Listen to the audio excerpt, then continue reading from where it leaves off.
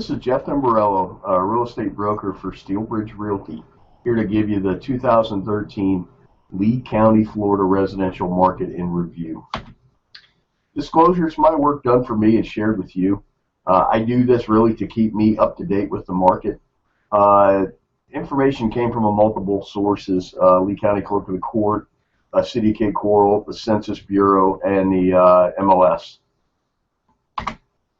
5 things you need to know about 2013.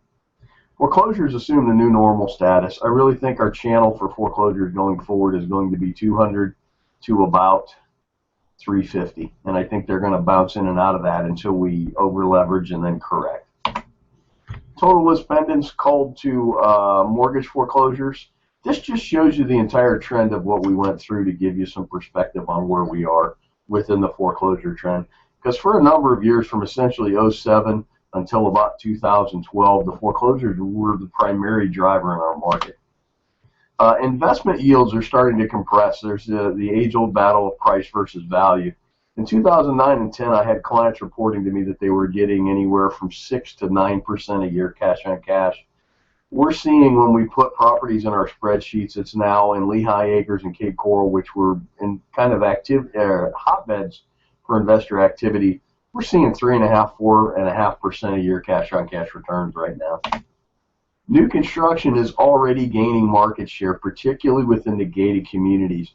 We did a study on Moody River Estates, and 46 of the there were 46 recorded sales last year, and 69% of those were new home sales. And they have a lot more contracts, and they're building a lot more. This is just what was actually recorded and delivered.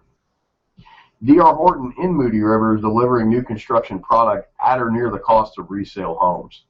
And I took a look at Bellaterra. It looks a lot like it. The builders are really driving it. It's fascinating to watch, and it should spread from the gated communities out into just the scattered lots at some point as well. The market grew and the price grew last year. We had 12% more volume, actual dollars moving through the market. Median price was up almost 17%, and the average was up 11%. A couple other noteworthy things: 60.7% of the sales were cash. That's pretty good. Nationally, it's 25%. And our distress percentage was 21.9%, which is down the previous year. It was 31.8%. And at 21.9% of the sales counts being distressed, they really can't drive the market anymore. It's traditional activity that's driving the market. Bubbles of activity within the market. 75,000 in 2012 is pretty much where all the action was. All the action now is 125 with a little bump in the 90s as well. Some market specifics.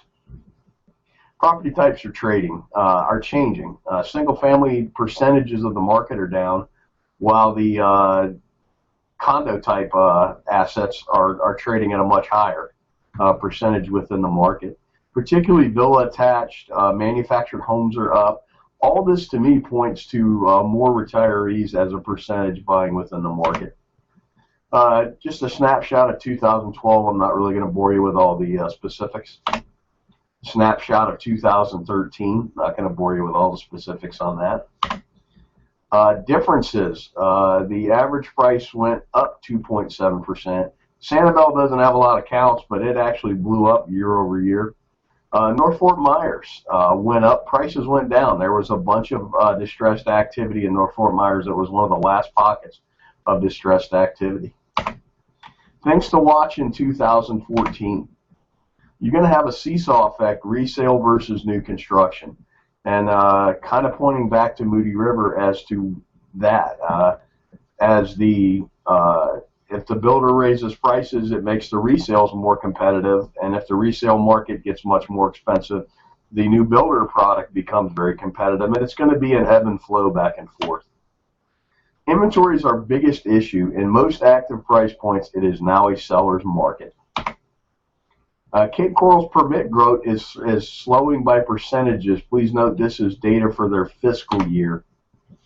It's still growing, but you have to understand the percentage of growth dropped slightly. For the last 2 months, it was up year over year. So this is more of a lagging indicator, and this should tell us by June, July, the Cape Coral permit counts, what the growth rate in Cape Coral was doing. The effect of retirees on our macroeconomic picture. I'm seeing interest rates rising, or a lot of talk of interest rates rising, which would hurt mortgage buyers, but would help retirees because they could get sustainable yields for their cash on hand. Also, prices up north are starting to go back up, which is going to allow more retirees to cash out and head south. We're also seeing within people we're doing business with, the mass cancellations and rewriting of health insurance is having two effects. If they're not making a lot of income, they're actually getting a subsidy for their health insurance, which helps them to have a little more money to retire. And those that are making significant income, some of their health insurance is going up, which is causing some of them to wait until age 65 to retire. It's going to change how some of them, some of the baby boomers retire to warmer climates. It's definitely something worth watching. Some work we did on the census numbers of what we did is we took the birth rate from 62 years and carried it forward. It really kind of gives you where we're going and what's happening. March of 08 is when our market turned, and that's right when the baby boom began. This little flattening out dip here is the Korean War. At 65, just give you an example, if the current trends of more people waiting towards 65, it's going to kind of push the peak of the retiree wave back 3 years. One thing to watch is the prices from mid-04 to 07 were primarily driven by leverage. And it's really, you have to watch the banks and easy leverage to understand when it's going to happen again. And it's really about when, as easy credit hits the market, our market will probably hit unsustainability again. We're at a point right now where I see nothing but a large amount of cash sales, a large amount of equity. We've corrected up to the point of replacement cost in a lot of markets. Some markets still have not. You can still buy a house in Lehigh Acres at a much cheaper price than it would cost to replicate it. So, but going forward for pricing, you really have to watch the banks and what they are planning on doing. I'd like to thank you for watching this video. If you have any questions, why don't you give me a call, 239-671-8248. Thank you.